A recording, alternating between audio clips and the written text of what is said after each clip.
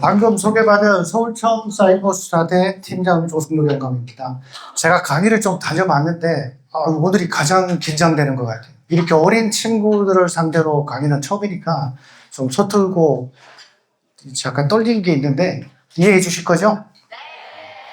저는 경찰청에서 왔고 여기는 아마 성북경찰서 갔을 거예요. 그러면 경찰서 내에 SPO라고 우리 학교 담당하는 경찰분들이 따로 계세요. 그분들이 차후에도 별도로 또 강의를 해 드릴 거고, 제가 이제 사이버 성폭력 전담 팀장이다 보니까 사건 처리했던 그 실제 사건을 가지고 좀 이해를 같이 할 거니까 좀 경청 잘 해주시고 예방되는 데 도움이 됐으면 좋겠습니다. 시작할게요. 간단하게 제 소개를 좀 하면 현재 서울청 사이버 성폭력 전담팀 팀장으로 근무하고 있고 99년이면 아마 우리 친구들 태어나기 훨씬 전에 제가 경찰에 들어온 것 같은데, 그리고 뭐 지금 제가 검거한 주요 사례를 보면 이 중에 우리 3학년 어디 계시죠? 3학년 중에 이거 기억나는 사건 혹시 아시는 분 한 분만.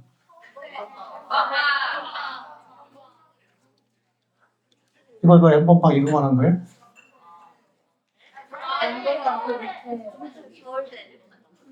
이거는 본인들이 아시는 게 아닐 건데.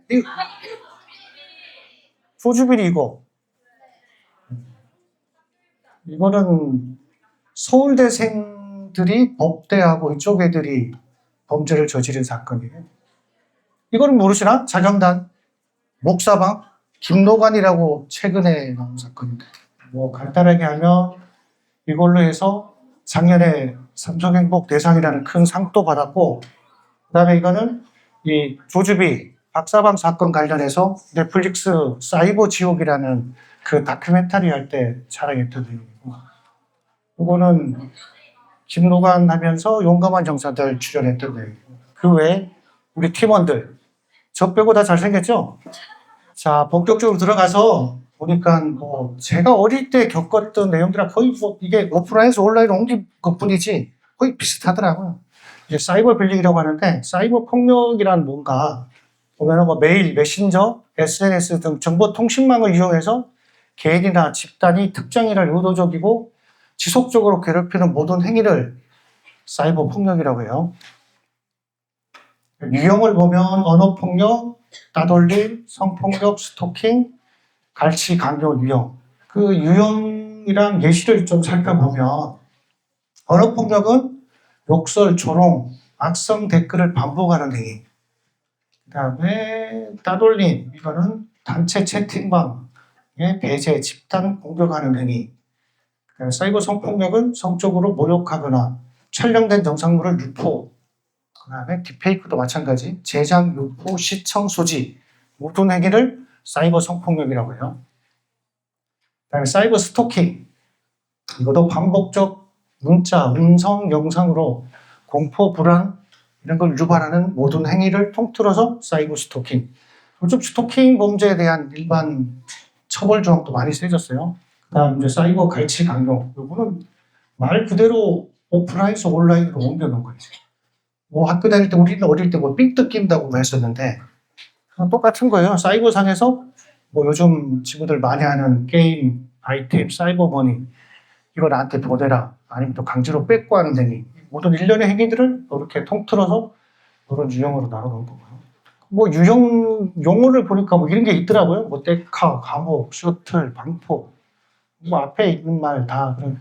뭐 떼카 같은 경우는 카카오톡을 여러 명이 카카오톡으로 보낸다는 줄임말로 한 사람을 이 단톡방에 초대해서 욕설을 퍼붓는 이런 행위들. 그 다음에 샤브 셔틀 같은 경우도 예전에 뭐 오프라인처럼 빵 셔틀 이런 게 있었지만 지금은 데이터, 기프트콘, 아이템 이런 거를 하는 셔틀로 하는 거 있고, 이 사이버 폭력의 특징은 뭐 다들 아실 거예요. 이게 전파가 엄청 빠르다는 거. 내가 글을 하나 올리는 순간 순식간에 퍼지는 빠른 전파, 이게 특징이 하나가 있고, 그 다음에 그 범위가 넓다는 거. 지금 뭐 여기서 내가 카톡에다 뭘 올렸지만 0.01초 다음 세계 뭐 저쪽 미국에서도 볼 수 있는 거고, 빠른 전파랑 광범위한 전파랑 뭐 비슷하게 하지만 이게 넓이 쪽으로 보다 보니까 이렇게 나눠질 거고, 그 다음에 이게 가장 안 좋은 거예요. 이게 사이버 폭력은 사라지지가 않아요. 이건 한 번 내가 실수든 장난이든 뭘 올려놓은 거는 거의 영원히 간다고 보면 돼요. 그 지워지지가 않아. 내가 뭐 올렸다가 삭제를 했다고 하지만 또 다른 누군가가 이걸 공유나 복사나 뭐 스크랩해서 다운했다가 또 다른 사람한테 몇 년 뒤에 또 올리는 경우도 있고, 사이버 성폭력의 가장 큰 폐해인 거예요. 명심들 좀 하시고요, 이런 부분은. 우리가 통상적으로 사이버 폭력에 대해 생각할 때, 이거는 사이버상에서 일어나는 거기 때문에 이게 뭐 오프라인이랑 전 상관이 없다, 그렇게 생각하시는데, 이것도 그냥 현실이랑 오프라인이랑 겹치는 거예요. 우리가 피해 입는 사람들 입장을 보시면 그 유형을 분석해 놓은 거 보면 피해자에게 미치는 영향이 행동적 영향을 보면 폭력적 행동, 피해자한테 이게 속에 쌓여있던 게 터지는 순간 폭력적 행동이 나오고, 뭐 좀 극단적인 얘기지만 자살 충동도 많이 느낀다는 통계도 나오고, 신체적 용어로 들어가 보면 불면증, 두통, 소화불량, 그 다음 심리적으로 우울증, 스트레스, 그 다음에 관계적으로 보면 교우관계, 소속감이 결여되는, 뭐 전방위적인 문제점이 많이 발생해요, 피해자분들한테는. 그런데 과외자는 과연 뭐 떳떳할까? 그 다음에 과외자는 다리 쭉 뻗고 잘 수 있을까? 그것도 아니에요. 과외자도 보면 뭐 이거 많이 들었죠? 연예인들, 아이돌들 좋아하시잖아. 이 친구들 막 한참 잘 나가고 뜨고 했었는데 갑자기 뭐 10년 전에 중학교 때, 초등학교 때, 고등학교 때 학교 폭력이 들통나면서 그 몇 년 동안 고생하면서 어떤 친구들이 활동 중단한 사태가 퍼지고, 그리고 올해부터는 이 학교 폭력 대상자에 대해서는 이 대학 입시 불이익을 많이 주고, 많이가 아니라 아예 그 합격을 취소하는 대학들이 많아요. 그러니까 어렸을 때 뭐 아무런 생각 없이 하던 행동들이 나중에는 씻지 못할 후회로 돌아오는 경우가 많으니까 좀 유념들 많이 하시고 좀 생각도 좀 많이 했으면 좋겠어요. 그다음에 왜 피해를 당할까? 나는 그냥 친구들하고 잘 지내고 이렇게 하는데 왜 내가 피해자일까? 또 내가 왜 피해를 당할까? 이런 생각을 한번 해보면 저도 그게 궁금했어요. 왜 저 친구만 당할까? 그런데 그 한 친구만 당하는 게 아니에요. 보시면 통계를 한번 보시면 이게 2025년도 1차로 우리 교육부에서 학교 폭력 실태를 조사한 게 있더라고요. 보면 이 장난이나 특별한 이유 없이가 제일 많아요. 그 다음 뭐 해당 학생이 먼저 괴롭혀서, 그 다음 그 오해가 있거나 의견이 달라서, 이런 순번으로 이렇게 있고, 이게 그러니까 계속 돌고 도는 거예요. 그냥 이 가해자 지금 특별한 이유 없이 상대방이 먼저 괴롭혀서 나타날 때 이처럼 내가 항상 피해자거나 항상 가해자가 되지는 않더라고요. 내가 누군가에게는 가해자가 되지만 내가 피해자인데 누군가에게는 또 다른 가해자가 되는 또 발생하는 경우가 많이 발생하고, 그러니까 이게 학교 폭력이라든가 이런 거는 돌고 도는 거기 때문에 너는 피해자니까 이것만 조심해, 너는 가해자니까 이것만 조심해, 이런 영역으로 다가서면 안 될 것 같아요. 같이 다 알고 해야 내가 또 누군가에는 가해자가 될 수 있고, 내가 피해를 당하고 있지만 내가 친구나 누군가에는 내가 또 의도치 않게 내가 가해자가 될 수 있다는 걸 좀 명심하시고, 자, 우리가 이제 초등학교 졸업하고 중학교를 들어왔으면 아직까지 이 성인은 아니지만 그래도 이제 중학교 교복을 입으시잖아. 그러면 자기가 한 행동에 대한 책임이 있잖아요. 이거 뒤에 설명하겠지만은 우리가 이제 범죄소년, 적법소년, 형사소년 이렇게 여러 가지 형사처벌 대상을 대상을 하는데, 이 만 14세가 넘으면 본인이 한 행동에 대해서 책임을 져야 돼요. 그럼 법적 제재가 따르겠죠? 이게 사이버 비방, 패드립, 악플, 저격글이 있는데 우리가 카톡이나 이런데 글을 많이 올리잖아요. 그러면 이 명예훼손, 그 오프라인 상에서 하는 명예훼손, 그 다음에 인터넷에서 명예훼손, 그 다음에 모욕, 이렇게 나눠지는데 사실을 이야기하더라도 처벌받고, 허위사실, 여기 정통문법 명예훼손 특징이 비방할 목적이라는 게 들어가요. 우리 친구 내가 누구 하나가 싫어. 네 친구 비방할 목적으로 막 없는 사실을 저 친구 뭐 어디 불량 애들하고 놀다 이런 식으로 실제가 아닌데 비방할 목적이 들어가면 더 중한 처벌을 받는다는 걸 하는 뜻이고, 사실을 이거 사실이야, 팩트야. 팩트인데 뭐 얘기해도 괜찮겠지. 그거는 크게 잘못된 생각. 팩트를 이야기해도 처벌을 받아요. 그런 거 좀 유념해 주시고 좀 알아두셨으면 좋겠어요. 우리 뭐 드라마나 이런 데 보면 나 촉법이니까 처벌 안 받아. 경찰 아저씨 우리 어떻게 할 거야? 촉법 처벌 못 하잖아요. 이렇게 알고 있죠. 근데 촉법도 형사처벌은 안 돼요. 하지만 이 보호처벌에서 만 10세 이상이 되면 여기 보이시죠? 1호부터 10호까지가 있는데 8호부터는 소년원에 들어가게 돼 있어요. 10세 이상이 되면 행위가 좀 중하다 생각했을 때는 소년원에 다 들어가요. 물론 이제 10세 미만, 여기 10세 미만은 없잖아요. 본인들 다 여기 촉법 소년에 해당되는데, 물론 이제 2학년, 3학년이 되면 범죄 소년 넘어가겠죠. 범죄 소년은 그냥 일반 성인이랑 같아요. 처벌하는 게. 자기가 무슨 한 행동에 대해서는 반드시 책임이 따라붙는다는 걸 좀 명심했으면 좋겠어요. 자, 이게 경찰에 사용하는 우리 범죄 경력 자료표라고 하는 건데, 그 14세 이상이 되면 조비대 범죄 경력 자료표에 다 자료가 나올 거예요. 근데 촉법 소장은 이런 식으로 수사 경력 자료로 계속 씻을 수 없는 주원 글씨로 남아서 도니까 이런 거를 좀 깊이 새겨야 돼요. 자, 이게 예방 원칙. 가해자나 피해자나 같이 생각을 해야 된다. 나는 가해자 틀, 나는 피해자 틀. 이런 틀로 그냥 나누는 게 아니라 같이 우리가 생각을 해야 될 부분이, 사이버 공간에서 욕설, 비난, 따돌림 행위를 절대 하지 않는다. 그걸 명심하시고, 내가 글을 뭐 카톡이나 뭐 인스타나 아니면은 뭐 이런 여러 가지 단톡방에 글을 쓰기 전에 상대방 입장이 돼서 내가 했을 때, 내가 이 글을 올렸을 때 그 글을 받는 사람의 입장에서 생각을 해보면 명확한 답이 나올 거예요. 그리고 뭐 같은 돌고 돕다는 뜻으로 이렇게 하나 만들어 놓은 거고. 이런 학교폭력 피해를 당했을 때 117이라는 거, 우리가 경찰에서 운영하는 학교폭력 신고센터가 있어요. 저희 그냥 뭐 112, 113 뭐 편하게 117 누르시면 돼.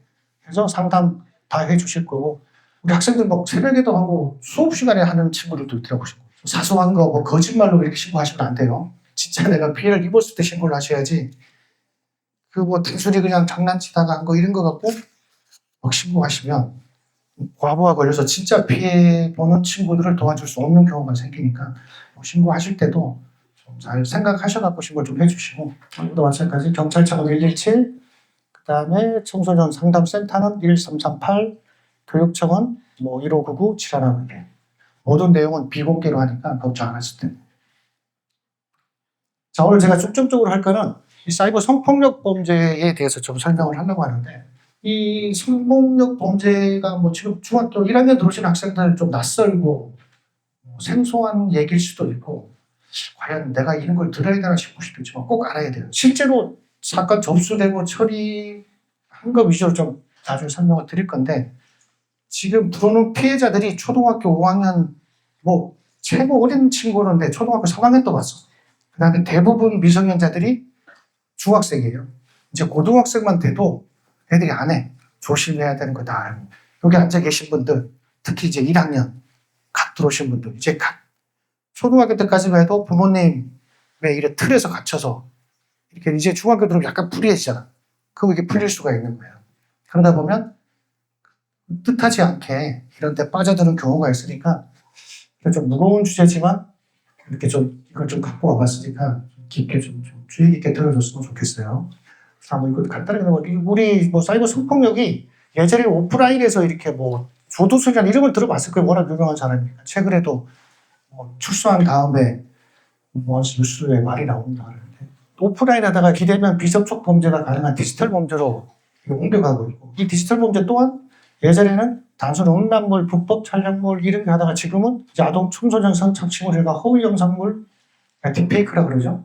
이쪽으로 증가한 게 뚜렷하게 보여요, 지금. 그 다음에 디지털 성폭력 범죄 피해자 중에 10대 청소년이 상다수 차지하고 있고, 패러다임이 일반 오프라인에서 온라인으로 옮겨갔고 온라인 내에서도 성인 대상으로 하던 게 이제 미성년자 쪽으로, 그러니까 우리 어린 친구들 쪽으로 좀 넘어갔다는 거, 이런 걸 좀 알아주셨으면 합니다. 자, 이 현황을 좀 분석해 봤더니 우리가 작년에 사이버 성폭력 전국에서 한 사건이 많죠. 건거가 2,406명. 근데 이 중에 10대가 1,761명, 40 거의 50% 가까이 돼요. 이거 피의자예요, 피의자. 피해자는 더 많겠죠. 그 다음에 딥페이크가 61% 이렇게 차지하고 있어요. 알고 난 다음에 대처를 해야지, 모르고 아유 설마 이게 나한테 벌어지겠어? 이게 뭐 남일같이 이렇게도 다들 생각하실 거야. 근데 언제든 나한테 닥칠 수 있는 일이라는 걸 좀 알아야 될 거예요. 알고 대비하는 거하고 전혀 모르고 있다가, 우리 어른들 보이스피싱 많이 당하시잖아요.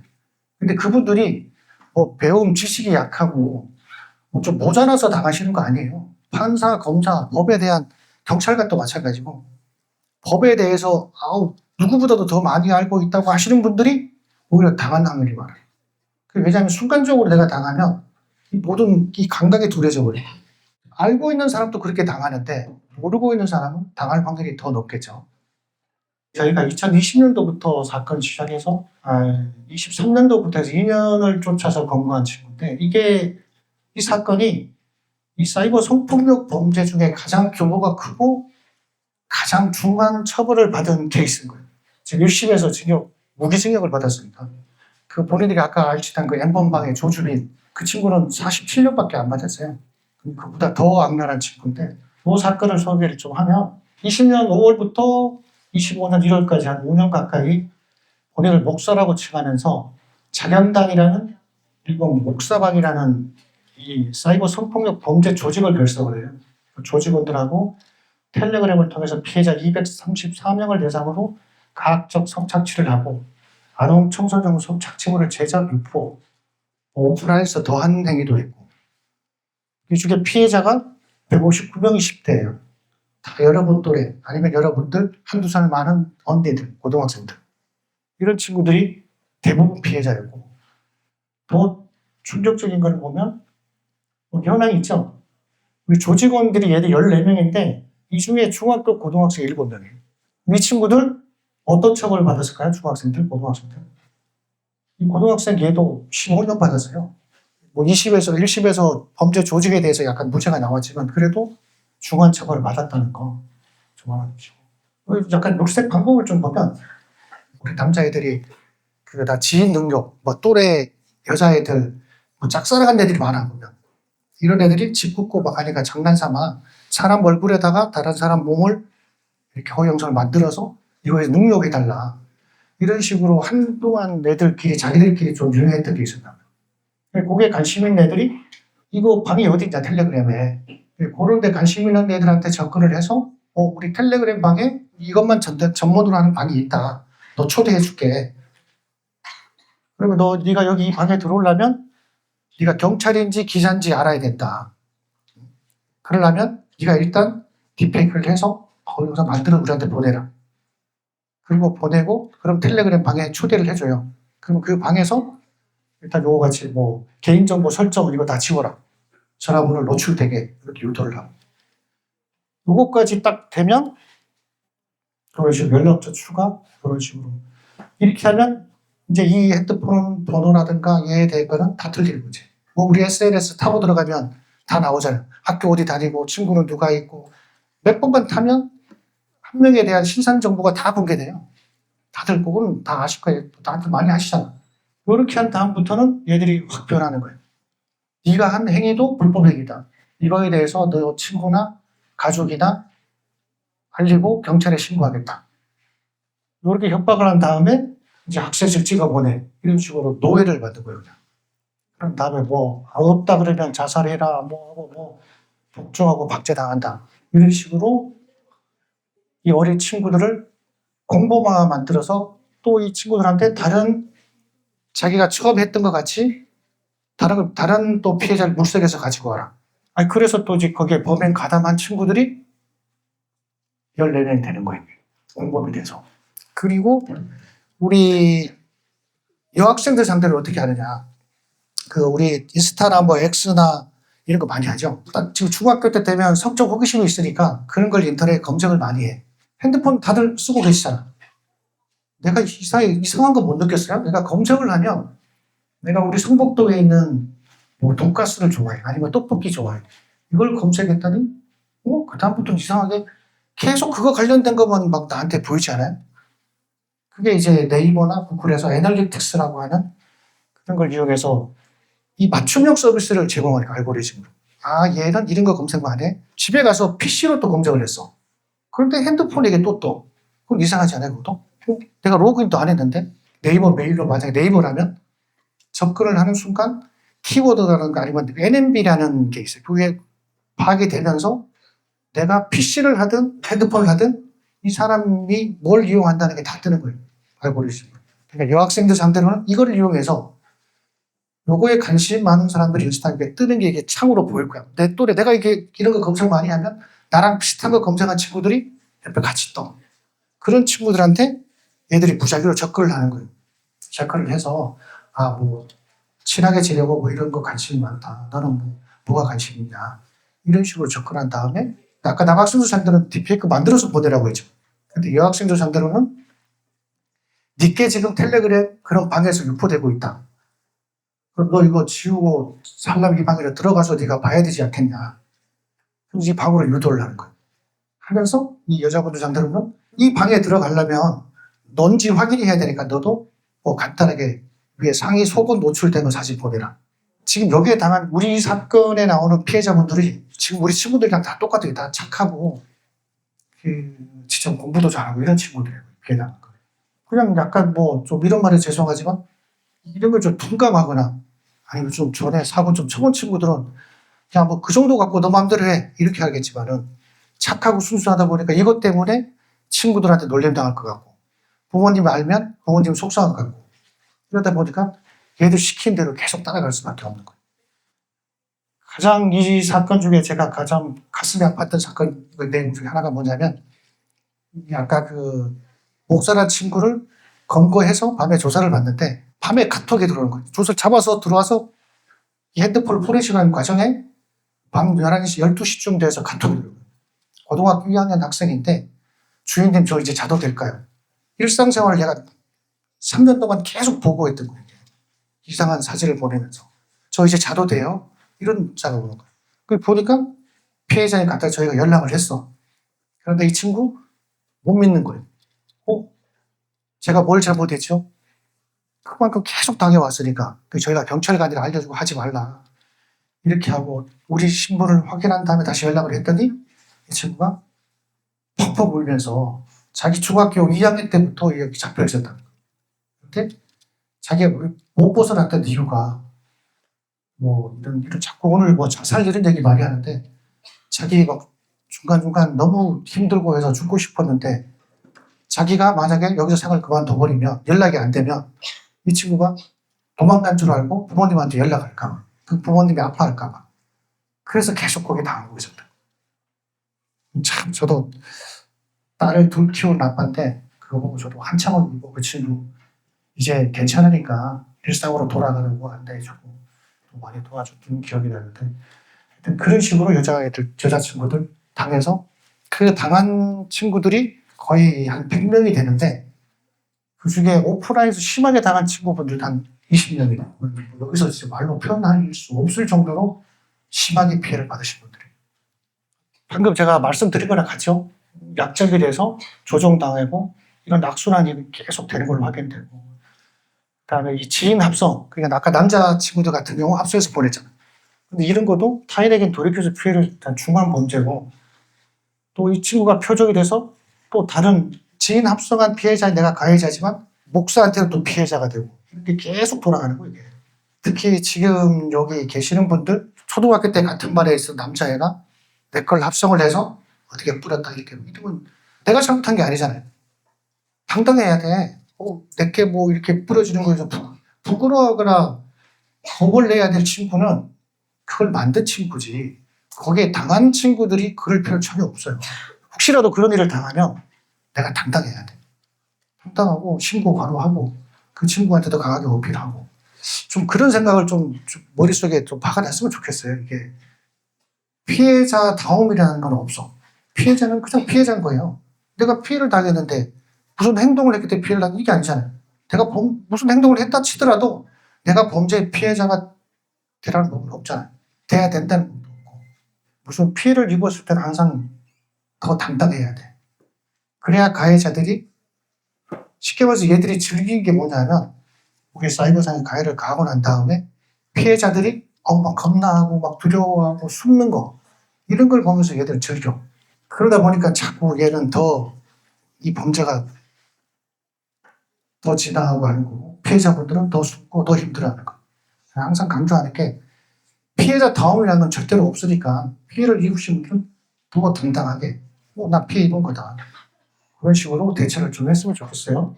저희 서울청에 3개 팀이 있는데, 그 다음에 전국에 각 지방청마다, 경찰청마다 다 사이버 성폭 전담팀이 있어요. 해외 서버가 있고 해외 기반이 있으니까 이거는 추적이 안 된다, 못 잡을 거다. 그래서 신고 안 하는 경우도 많은데, 물론 못 잡는 경우도 있어요. 하지만 반드시 잡는다는, 뭐 해외에 있으면 해외 기관 찾아가면 되는 거고, 물론 뭐 북한 뭐 이런 데는 안 되죠. 그런데 외에는 웬만한 데는 저희가 뭐 현재 지금 협조가 안 되더라도 계속 찾아가고 쫓아가고 하면 언젠간 열리니까. 뭐 알다시피 텔레그램사, 여기 협조 안 해주기로 유명한데, 여기 텔레그램은 뭐 절대로 테러가 오든 뭐 전쟁이 나도 우리는 개인정보 제공 안 한다, 이런 업체였어요. 그래서 텔레그램 내에서 아까도 봤지만 목사방도 텔레그램에서 활동하는 그런 방이잖아요. 근데 저희가 작년에 최초로 텔레그램으로부터, 물론 협박도 했지. 니네 서비스 중단해버리겠다. 그 다음에 이게 파벨도르프라고 프랑스에 잡힌데 우리나라 소환해서 우리가 처벌하겠다. 좀 협박도 하고 해서 이 사건 이후로 텔레그램에서 지금 수사기관에, 우리 한국 수사기관에 협조를 다 하고 있어요. 금단의 벽은 없는 거예요. 언젠가 뚫리니까 내가 신고해도 못 잡고 나만 더 힘드네? 이런 생각은 전혀 하시지 말고 언제든지 신고를 해주시면 적극 여러분들 편에서 도와드리려고 하는 거니까 항상 편하게 신고해 주시면 될 것 같아요. 왜 이제 미국을, 뭐 다른 나라도 많은데 프랑스, 네덜란드, 싱가포르하고도 많이 했는데 왜 미국을 해놨냐면, 그 글로벌 우리 뭐 X라든가 뭐 인스타라든가 미국의 회사가 제일 많아. 이쪽이 가장 협조가 필요한 파트너인 거예요. 여기에 지금 미국하고 HSR 국제수사국이라고 있는데, 박사방 이후로 이 처벌이 엄청 세졌는데 미국은 우리보다 지금도 훨씬 세요. 얘들은 청소년, 만 18세 미만 청소년 상대로 한 범행에 대해서는 종신형을 때려요. 그래서 얘들하고 협력 체계가 우리가 잘 돼 있고, 뭐 주요 사건이 터지면 바로 얘들하고 바로 공조가 들어가요. 그리고 회사들도 바로바로 협조가 가능할 정도로 구축이 되어 있다는 거죠. 피해가 발생하면 우리가 전담 배치가 돼서 상세하게 설명을 해드리고, 이런 여러 가지 보호 조치를 해드리고, 우리가 피해를 당했을 때 보면 선생님한테 말하기도 못하고 부모님한테도, 우리 친구들 보면 그런 친구들이 많아요. 나 부모한테 알리면 나 그냥 지금 나가버리겠다. 우리 피해자 신고할 때 동석자가 있어야 되는데 그런 사람이 없어. 그런데 여기 서울 디지털 성폭력 안전 지원센터, 우리 여가부에서 운영하는 것도 있는데, 여기에 하면 거기에 상담 선생님이 심리적으로 상담 다 해주고 경찰서 가서 같이 동행하는 거, 그 다음에 국선 변호사 해주는 거, 여러 가지 지원, 모두 뭐 심리센터, 그 다음에 뭐 삭제된 거 지워주는 거, 이런 것까지 여기서 다 지원을 해주고 있으니까 요거를 좀 알아뒀으면 좋겠어요. 인스타그램도 SNS 익명성과 비대면성으로 인해서 제한된 정보만으로도 단위가 소통이 가능한 시대예요, 지금. 뭐 어떤 개인도 뭐 수백 명의 팔로워를 거느리고 있고, 그러다 보니까 온라인상에서 대인관계가 확대가 돼요. 그러나 여기서 좀 반대로 보면, 이렇게 게시한 사진과 대인관계, 이런 다양한 정보를 인해서 이게 다른 사람한테 노출이 많이 돼요. 이게 범죄의 표적이 되는 거예요. 그 다음에 허위 영상물, 이거 좀 알아야 되는 게, 최근 인공지능 이게 발달되면서 정교하고 대량으로 생산된 유포되니까, 불상자로부터 SNS에 자신에 대한 허위 영상이 유포된다는 메시지를 받으면 아까 그 묵사방에 당한 피해자 같이 신뢰를 하게 되는 거예요. 그러니까 SNS 계정에 불필요한 사생활에 대한 정보 노출을 좀 취하고, 모르는 사람들로부터 뭐 이렇게 연락을 받으면 일단 대응을 안 하는 게 제일 좋고, 만약에 진짜라면 신고하는 게 제일 좋은 거고. 그 사이버 사기, 우리 친구들 많이 사귀잖아요. 우리 옆에 있는 친구들 외에 뭐 채팅 앱이라든가 뭐 인스타 이런 걸 통해서도 뭐 DM 오는 친구들도 많고. 근데 이런 사람 만날 때 지나치게 뭐 친절하거나 그 다음에 과도한 관심을 가지는 친구, 이런 친구들한테 일단 경계를 좀 하는 게 좋은 것 같고, 실제로 그 사람이 실체를 알기 전까지는 개인정보라든가 뭐 연락처, 신상 이런 거는 절대로 안 주는 게 가장 좋은 예방이고, 그 다음에 우리 지금 뭐 이제 사춘기 들어간 친구들 이성에 대해서 호기심 갖는 거 지극히 정상이에요. 그래서 뭐 남자친구 만나고 남자친구 여자친구 만나고 이거 갖고 뭐라 그럴 사람 없어요. 건전하게 만나는 좋은데, 그 다음에 뭐 온라인상으로 대화도 많이 좋은데, 하지만 절대로 좀 주의해야 될 거는 이 성적 수치심을 유발하는 이런 사진, 영상 이런 요구 시에는 단호하게 관계를 차단하고 단절하는 게 가장 중요한 예방일 겁니다. 고생들 하셨어요.